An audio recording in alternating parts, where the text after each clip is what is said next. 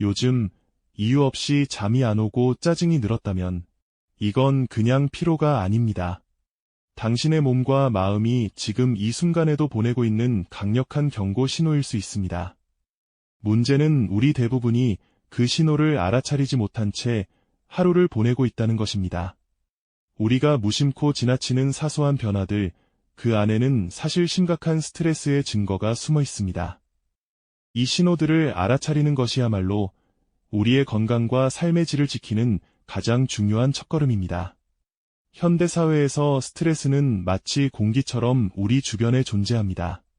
아침에 눈을 뜨면 쏟아지는 메시지와 알림, 꽉 막힌 출근길, 끝없이 이어지는 회의와 업무, 퇴근 후에도 이어지는 가사와 육아까지. 우리는 하루 종일 긴장 속에서 살아가고 있습니다. 그런데 정작 자신이 스트레스를 받고 있다는 사실을 인지하지 못하는 경우가 매우 많습니다. 그 이유는 스트레스가 한꺼번에 찾아오지 않기 때문입니다. 아주 천천히, 조금씩 우리 안에 쌓여갑니다. 마치 물속에 있는 개구리가 서서히 올라가는 수온을 감지하지 못하는 것과 비슷합니다. 이것이 바로 만성 스트레스의 무서운 점입니다. 많은 사람들이 스트레스를 단순히 바쁘거나 힘든 상태로만 이해합니다.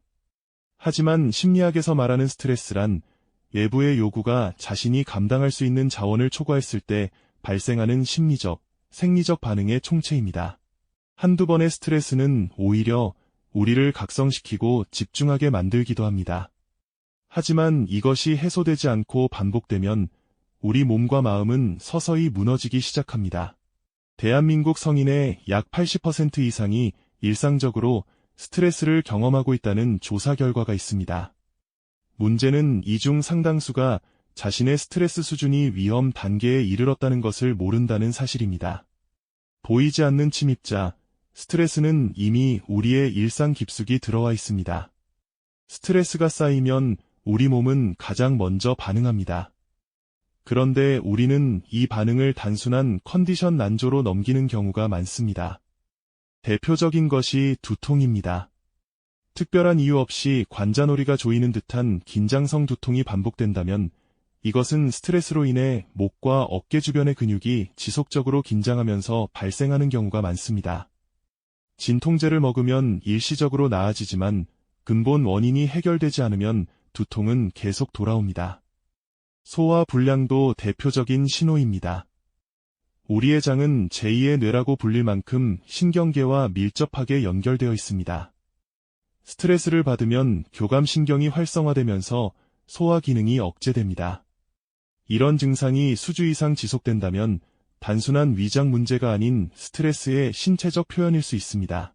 수면의 변화도 매우 중요한 경고입니다. 스트레스 호르몬인 코르티솔은 원래 아침에 높고 밤에 낮아지는 패턴을 가지고 있습니다. 그런데 만성 스트레스 상태에서는 이 리듬이 깨지면서 밤에도 코르티솔 수치가 높게 유지됩니다.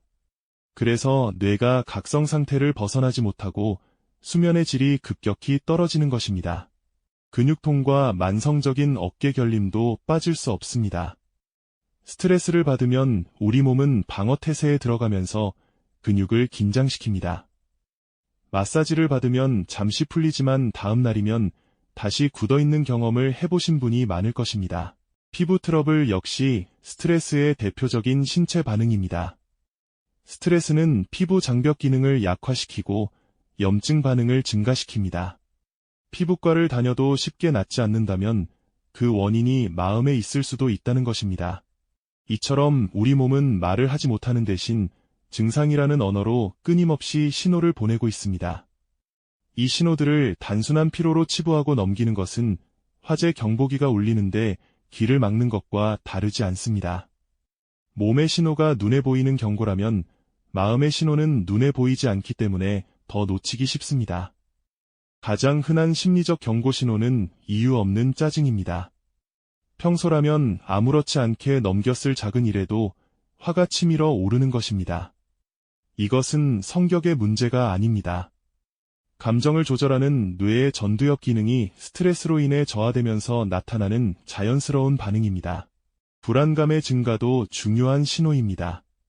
아직 일어나지 않은 일에 대해 끊임없이 걱정하고 최악의 시나리오를 머릿속으로 반복하게 됩니다. 내가 현재 상황을 위협적으로 판단하고 계속해서 경보를 울리고 있는 상태인 것입니다. 우울감과 무기력도 빼놓을 수 없습니다. 아침에 눈을 떠도 하루를 시작할 의욕이 없고 예전에는 즐거웠던 일도 아무 감흥이 없습니다. 이것을 심리학에서는 묵해 감증이라고 부릅니다. 스트레스가 장기화되면 뇌의 보상 회로가 둔해지면서 즐거움을 느끼는 능력 자체가 저하되는 것입니다. 집중력 저하도 매우 흔한 증상입니다. 책을 읽어도 같은 문장을 여러 번 반복해서 읽게 되거나 대화 중 상대방의 말을 놓치는 일이 잦아집니다. 이것은 게으름이 아닙니다. 스트레스 상태에서 뇌는 위협 탐지에 자원을 집중하기 때문에 일반적인 인지 기능에 쓸 에너지가 부족해지는 것입니다. 감정이 둔해지는 현상도 있습니다. 슬픈 일이 있어도 눈물이 나지 않고 기쁜 일이 있어도 웃음이 나지 않는 상태입니다. 이것은 마음이 더 이상 감당할 수 없을 만큼 지쳐서 스스로를 보호하기 위해 감정의 스위치를 꺼버린 것입니다. 마음이 보내는 가장 강력한 경고 중 하나입니다.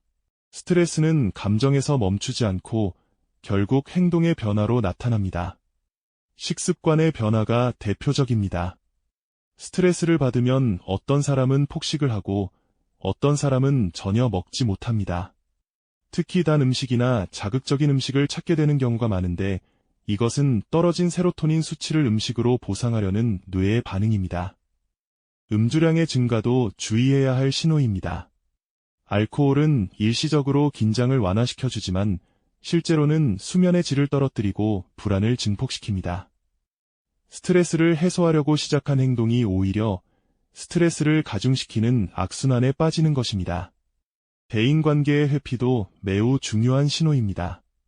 친구의 연락을 받아도 답장을 미루거나 모임에 나가는 것이 부담스러워지는 것입니다.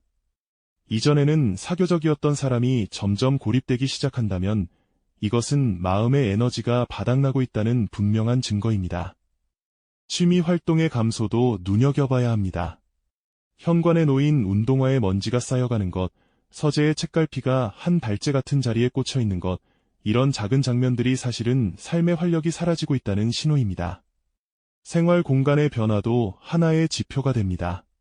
평소 깔끔하던 사람의 방이 어질러지기 시작한다면 외부의 환경은 내면의 상태를 반영하고 있는 것입니다. 이러한 행동적 변화들은 개별적으로 보면 사소해 보일 수 있습니다. 하지만 여러 가지가 동시에 그리고 지속적으로 나타난다면 삶 전체가 스트레스에 의해 잠식당하고 있다는 심각한 경고입니다. 이 모든 경고 신호들, 몸의 통증, 마음의 무기력, 행동의 변화, 이것들은 결국 하나의 메시지로 귀결됩니다. 지금 쉬어야 한다는 것입니다. 스트레스는 우리의 적이 아닙니다. 오히려 우리 몸과 마음이 스스로를 지키기 위해 발동하는 보호 시스템입니다. 통증이 몸의 손상을 알리는 신호이듯 스트레스 반응은 현재의 상태가 위험하다는 것을 알리는 마음의 경보기인 것입니다. 문제는 이 경보를 무시하고 달리기를 멈추지 않을 때 발생합니다. 경고 신호를 지속적으로 무시하면 만성 스트레스는 면역 체계를 약화시키고 심혈관 질환의 위험을 높이며 번아웃 증후군이나 우울증 같은 심각한 문제로 이어질 수 있습니다. 세계보건기구가 번아웃을 공식적인 직업 관련 현상으로 분류한 것도 그만큼 현대인의 만성 스트레스가 심각한 수준에 도달했기 때문입니다. 지금 이 순간 잠시 멈춰서 자신을 돌아보는 것만으로도 충분합니다. 거창한 변화가 아니어도 괜찮습니다. 당신의 몸과 마음이 보내는 신호에 귀 기울여 주십시오. 그 신호는 당신을 공격하는 것이 아니라 당신을 지키려는 간절한 목소리입니다. 그리고 그 목소리에 응답하는 순간 우리는 비로소 자신을 보호하고 회복하는 길 위에 서게 됩니다. 당신은 충분히 그럴 자격이 있는 사람입니다. 당신의 건강과 마음은 당신이 지켜야 할 가장 소중한 자산입니다. 오늘 하루가 끝나갈 때 단 5분이라도 좋습니다. 잠시 멈추고 깊은 숨을 한번 내쉬며 자신에게 조용히 물어봐 주십시오. 나는 오늘 괜찮았는지, 내 몸은 지금 편안한지, 내 마음은 어떤 상태인지. 그 작은 질문 하나가 당신을 돌보는 가장 따뜻한 시작이 될 것입니다.